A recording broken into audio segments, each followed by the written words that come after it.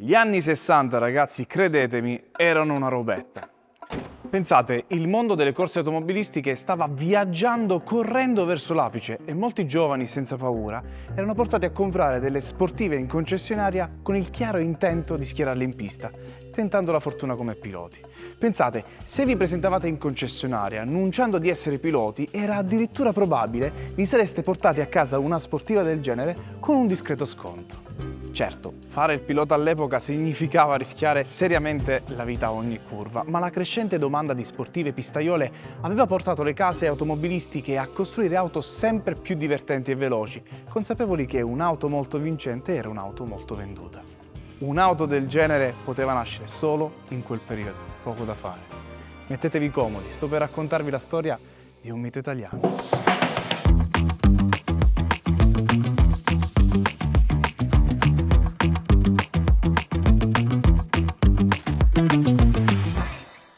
Nei primi anni 60 la casa milanese Alfa Romeo tenne bene a mente l'uso sportivo nella progettazione della nuova Giulia Sprint GT.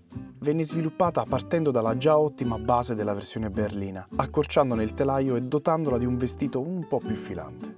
Il disegno fu affidato ad un giovanissimo Giorgetto Giugiaro, che all'epoca lavorava per Carrozzeria Bertone e che si ritrovò a dover realizzare un miracolo. Bisognava celebrare la prima Giulia Coupé, la Giulietta Sprint, che nel 1955 segnò un grande successo. Ma a queste linee morbide e leggere si dovevano far sposare gli elementi stilistici introdotti con la nuova Giulia berlina, che aveva stravolto il mondo del design introducendo i primi concetti aerodinamici.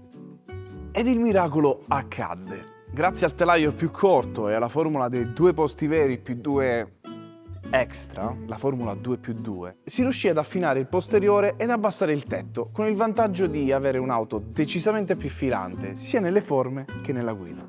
I posti dietro erano scomodi, ma sulle GT non era poi così importante, perché il progetto venne sviluppato già dal principio, tenendo a mente le gare. All'Alfa non l'hanno mai davvero nascosto, la Giulia Sprint GT nacque per le gare per poi essere adattata alla strada, ed il segno più palese a suggerirlo è proprio qui sul frontale.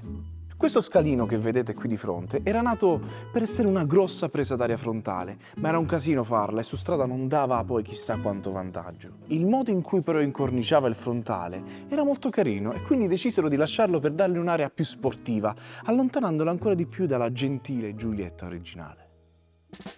Proprio per questo dettaglio, la prima versione presentata il 9 settembre 1963 è nota tra gli appassionati come Giulia Scalino. Ed anche il prezzo era una roba da appassionati, decisamente non per tutti. Eppure le prestazioni del design misero tutti d'accordo, era superba, sia su strada che in pista. La Giulia berlina aveva dimostrato la superiorità tecnica italiana e la Giulia Sprint GT ne ereditò le capacità, adattandole ad una scocca pensata per esprimerne il pieno potenziale. Ovviamente la berlina aveva i suoi enormi lati positivi, soprattutto se parliamo di praticità, ma i risultati di gare, cronoscalate e trofei amatoriali dimostrarono da subito che la Giulia Sprint GT era tanto apprezzata per le vie della città quanto dai piloti. Per questo Alfa Romeo decise di schierarla ufficialmente nei difficilissimi campionati turismo europei, affidando lo sviluppo del progetto alle officine Autodelta. Avevano appena finito di sviluppare un'altra special Alfa Romeo, la TZ tubolare Zagato, ma la situazione qui era forse ancora più complicata. In quegli anni BMW e Lotus stavano dominando i campionati turismo e per poterli sfidare ad armi pari era necessario spremere tutto il potenziale della GT. De facto, competere in quelle categorie richiedeva la creazione di una homologation special. Era necessario perché le altre case avevano già iniziato a farlo e proprio per sconfiggere la Giulia berlina. Ma fermiamoci un attimo, perché immagino non tutti tra voi sappiano cos'è un homologation special. Seguitemi. Ancora oggi in alcuni campionati è richiesto di far correre auto più o meno di serie, concedendo pochissime modifiche a delle auto perfettamente a regola con il codice della strada. Ovviamente in questi casi la base di partenza fa moltissima differenza. E per permettere ai preparatori di sfidare le grandi case e dalle grandi case di creare delle special dedicate alle competizioni, viene di proposito richiesto nel regolamento un numero di auto immatricolate piuttosto basso, in modo da permettere esperimenti un po' più pazzerelli, ma non troppo. Quei pochi esemplari, di solito qualche centinaio, vengono costruiti ed omologati per strada con lo scopo unico di fungere da base per la versione da corsa e vengono chiamate homologation special. seppure la base fosse già ottima, per poter competere nei campionati turismo erano richieste auto estreme. Per questo, sotto la direzione dell'ingegner Chiti, all'Autodelta venne presa la decisione di battere la strada dei materiali speciali, sostituendo tetto, parafanghi, porte e cofani, inizialmente in acciaio, con pezzi in lega di alluminio e magnesio. Una fusione tecnologicamente all'avanguardia, in grado di ridurre il peso senza rinunciare alla solidità. Che detta così sembra anche una roba facile, ma questa lega non si salda con l'acciaio e per questi pannelli venivano punzonati a mano, punto per punto, uno ad uno. I vetri venivano cambiati con altri materiale più leggero, il Perspex, poi vernici, isolanti, maniglie, ma anche imbottiture, strumentazione, bisognava risparmiare peso a qualsiasi costo. È con questa filosofia che nacque, partendo dalla base Sprint GT, la Sprint GTA, Gran Turismo alleggerita. Venne presentata nel Salone di Amsterdam il 18 febbraio 1965 e prodotta inizialmente nei soli 500 esemplari omologati utili all'ammissione nel campionato. Salvo per le maniglie, i cerchi un po' più larghi e le due prese d'aria aggiuntive dietro al paraurti anteriore, era davvero difficile distinguerle a colpo d'occhio dalla GT.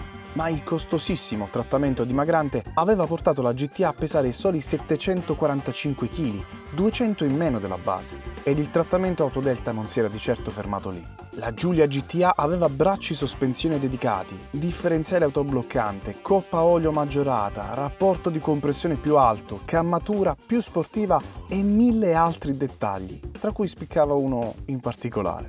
Guardando nel vano motore era facile notare 8 cavi candela, che su un 4 cilindri erano decisamente inusuali, ma che servivano ad alimentare le 2 candele per cilindro usate per migliorare il rendimento termico. Grazie a questo strano accorgimento, ma anche a tutto il resto, il motore da gara riusciva a raggiungere 170 cavalli, spingendo la Giulia ben oltre i 200 km/h. Praticamente la GTA stradale era una tela bianca che con poche modifiche affidate alle mani giuste, di solito quelle di mamma Autodelta, poteva diventare una esatta replica di quella schierata da Alfa Romeo nei circuiti internazionali. Le versioni elaborate venivano chiamate GTA Corsa in modo più o meno ufficiale e questo nome non ci mise molto a stamparsi nei pensieri degli avversari. Fece il suo debutto alla cronoscalata Trento-Bondone e vinse. E poi vinse ancora ed ancora, ma non senza sforzi. La superiorità tecnica era indiscussa, ma i piloti lamentavano un problema piuttosto serio. La potenza esplosiva e la leggerezza di questa versione segnavano un vantaggio enorme per i piloti del Biscione, ma sotto grande carico il retrotreno ad assale rigido tendeva ad andare per i fatti suoi, portando le ruote posteriori a scodare quando si dava tutto gas. Era certamente spettacolare, ma abbassava i tempi sul giro, e per questo i tecnici Autodelta si misero subito al lavoro per progettare la ciliegina sulla torta, lo slittone. Questa appendice tanto semplice quanto geniale, collegata al ponte rigido, ne controllava il movimento, garantendo una precisione ed una trazione mai viste prima. Per sfruttarla a dovere erano richieste alcune modifiche a tutta la ciclistica, tra cui c'era un rialzo delle sospensioni anteriori e la modifica di praticamente tutti gli angoli. Ma quello che ne risultava era un vantaggio tanto pratico quanto scenico. La GTA scaricava a terra tutta, ma proprio tutta la potenza, lasciando indietro le avversarie con addirittura una ruota sollevata. Era un comportamento buffo, in grado di far arrabbiare molto i piloti sorpassati e di rendere questa bellissima coupé ancora più carismatica, ma aveva delle piccole controindicazioni. Oltre al fatto che con l'angolo alzato non si vedeva l'interno curva, l'assetto la rendeva molto nervosa ed aumentava tantissimo il bump steering, un fenomeno per cui tutti gli spostamenti della ruota si replicano sul volante amplificati, rischiando concretamente di spezzarti i pollici. Ciò nonostante, i piloti iniziarono presto a capire che questo era il prezzo da pagare per avere una velocità in curva ineguagliabile, un minor surriscaldamento delle gomme e tutta una serie di vantaggi che potremmo riassumere con più forte, più a lungo, più di tutti, ma soprattutto sempre con stile. Dal suo arrivo, la GTA dominò praticamente tutte le categorie, conquistando diversi challenge europeo Marche, Coppa delle Alpi, decine di campionati nazionali ed internazionali, oltre che centinaia di gare singole. Ed il sogno della Giulia non finiva lì, visto che la bellezza e la validità tecnica della Sprint GT segnarono un meritatissimo successo commerciale, invadendo le strade di tutto il mondo.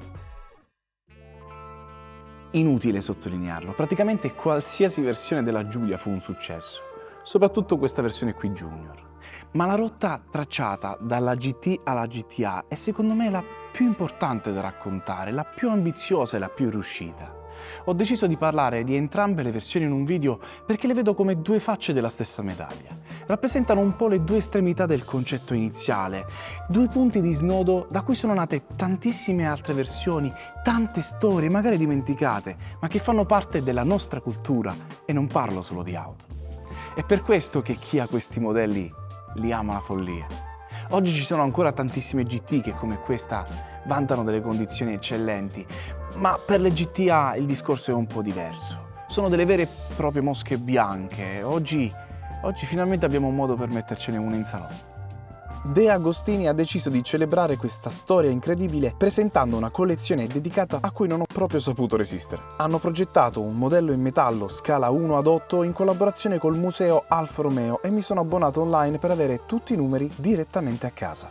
Grazie alle indicazioni del museo, il modello ha tutti i dettagli giusti, dagli interni alle prese d'aria sulla calandra ed i cavi candela, oltre che suoni, luci ed addirittura la retroilluminazione del cruscotto azionabili dal telecomando. Con ogni uscita trovate in allegato dei libricini in cui sono raccontate le storie del modello, di Alfa Romeo, dell'Auto Delta ed anche le istruzioni di montaggio, che sicuramente fanno comodo.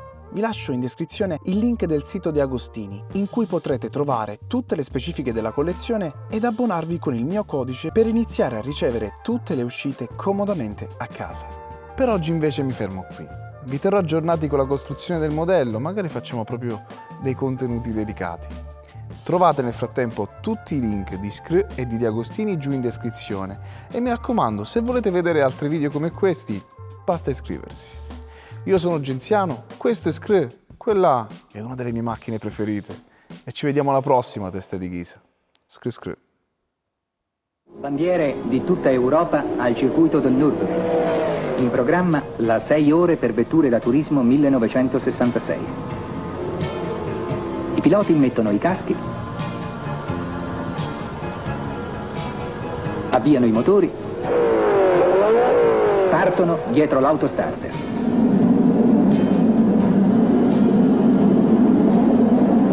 È una fiumana di concorrenti. Auto di tutte le cilindrate, di tutte le marche, di tutte le nazioni.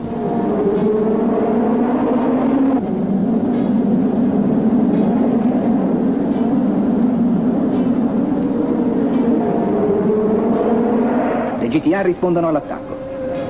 Dopo pochi giri, De Adamic è già in testa alla corsa e vi rimarrà fino in fondo.